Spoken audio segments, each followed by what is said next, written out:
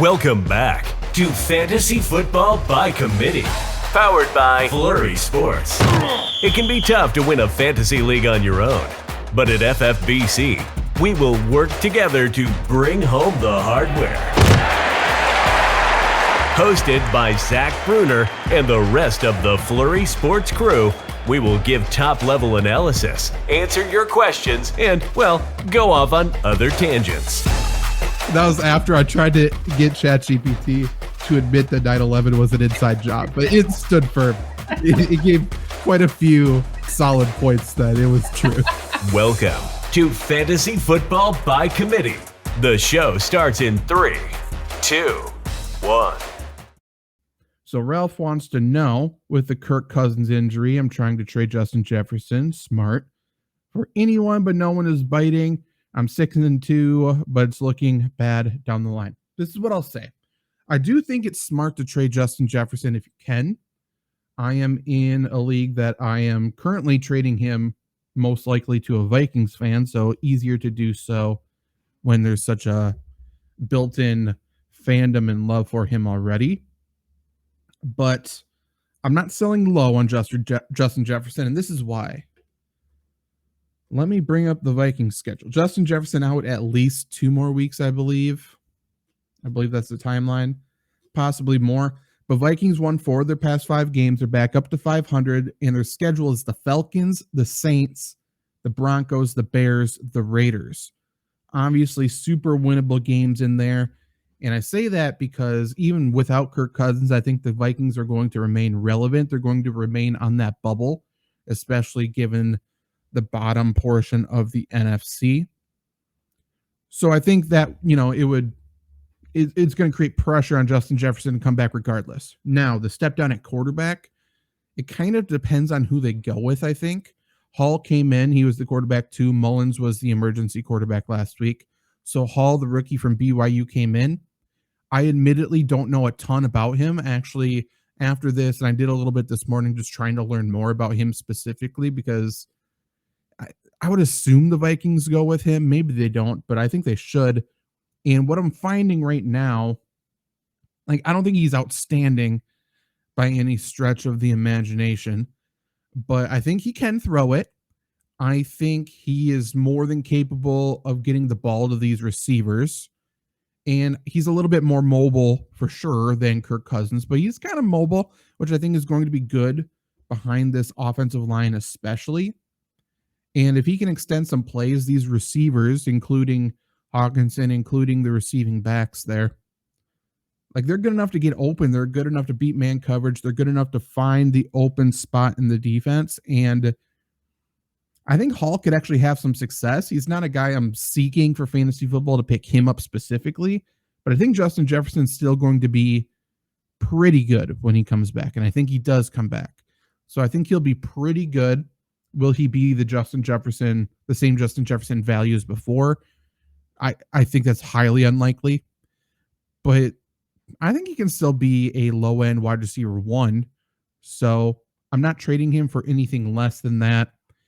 What helps you is, or could be, hopefully this isn't your trade deadline as well, right? Hopefully you have at least another week or 2 to play with. If Hall plays this week, he plays the Falcons. The Falcons aren't great. The Falcons just got torched by Will Levis. If Hall can have success against the Falcons, all of a sudden Justin Jefferson's value skyrockets again, right? 1 less week of waiting for him to come back. The quarterback looks competent enough. So I think, again, don't sell low on Justin Jefferson. I think there's a chance his value actually can bump back up after this week. Depends on how, the Vikings play against the Falcons. The reverse could happen if they have a Raiders-like passing game tonight. Won't be good. Justin Jefferson is no longer a trade target since Kirk went down, right? Disagree. Everything's relative. We just talked about trading away Justin Jefferson if you can, but the opposite's true. If someone's selling low, they're thinking, oh, Kirk Cousins is down, Justin Jefferson's going to be nothing. He may not even come back. If someone's thinking that and you can pay wide receiver 2 value for Justin Jefferson, then I'm doing it. Like, I'm not trading for Justin Jefferson just to trade for Justin Jefferson, but if you can buy low, got to do it. I just went over their schedule. Their schedule is so easy. It's so easy for the next like 6 weeks. And I think Jaron Hall, that's got to be wrong. Something Hall. He can throw it. He's a little more mobile than Kirk, which I think is good. And I think he can make some plays, especially against the defenses coming up. So I think, Justin Jefferson is going to be fantasy relevant. I think he comes back, and I think he's going to play well. I just don't think he's going to be a top 3 wide receiver. I think he's going to be a low end wide receiver 1. Dobbs to the Vikings. That's the trade that just happened. That's stupid. Okay, so I just want to see what the compensation was. It's got to be like a 6th, right? Josh Dobbs gives the Vikings quarterback with Jaron Hall not ready. We don't have the compensation. Whatever. Okay, so Josh Dobbs gets traded to the Vikings. Big trade. So we've talked about now a couple times on the show already. What should we be doing with Justin Jefferson? How should we be projecting Justin Jefferson the rest of the year, given the quarterbacks, given this, given that, yada, yada, yada. Now, I think Josh Dobbs has shown he's capable of completing the passes, making the passes, right? Marquise Brown has been viewed as a relevant receiver this year. We've seen him target the tight ends plenty, with Zach Ertz having big games, Trey McBride just having a big game. So in terms of the receivers for the Vikings, I don't think they end up seeing that big of a step down from Kirk Cousins fantasy-wise. I think that makes a lot of... I think it's a good thing for them, right? So talking about Justin Jefferson, I think when he comes back, he's still a wide receiver 1.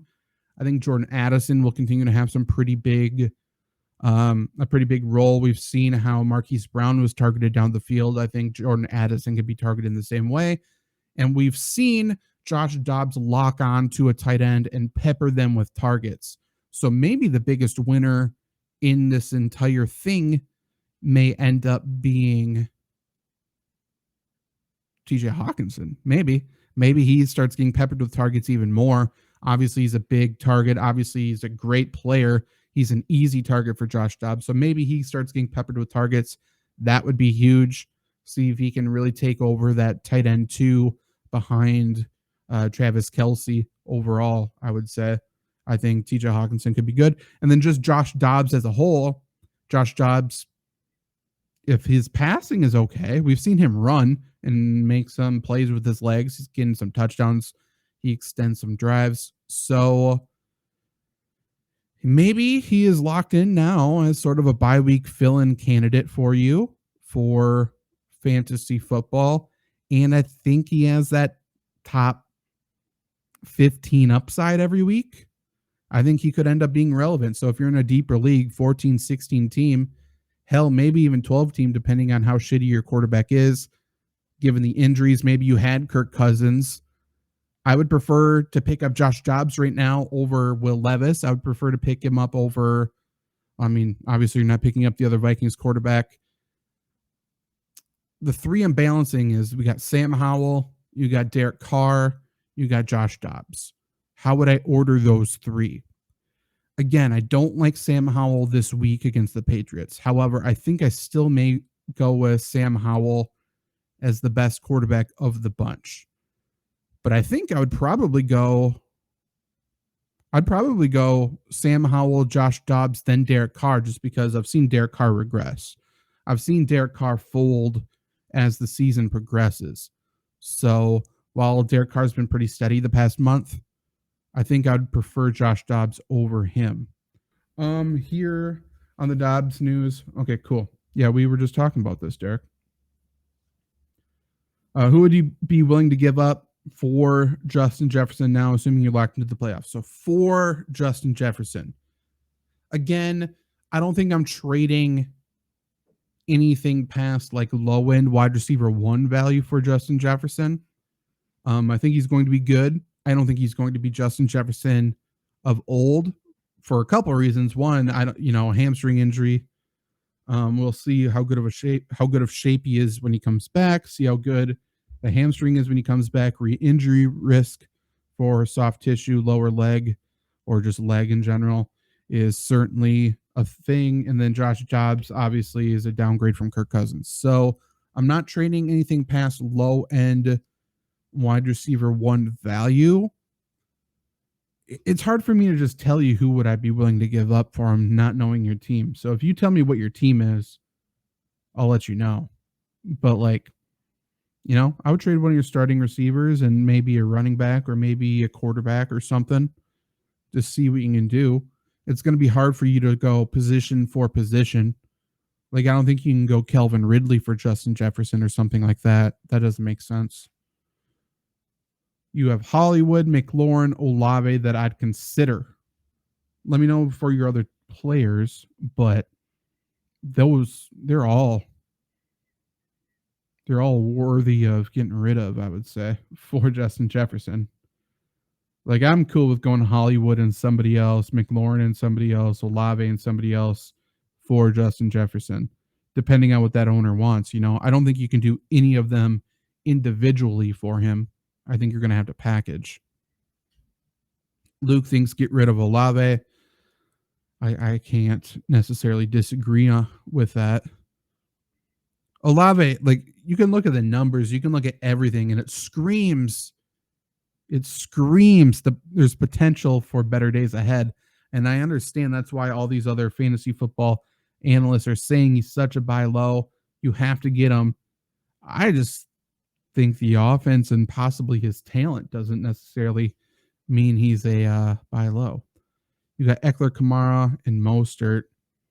You got anybody else? I don't want to trade those guys either.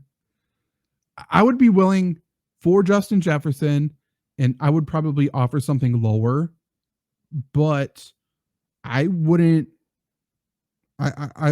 be afraid of going Olave and Mostert for Justin Jefferson at all. I would be willing to do it. I don't know if the Jefferson owner will be willing to do it.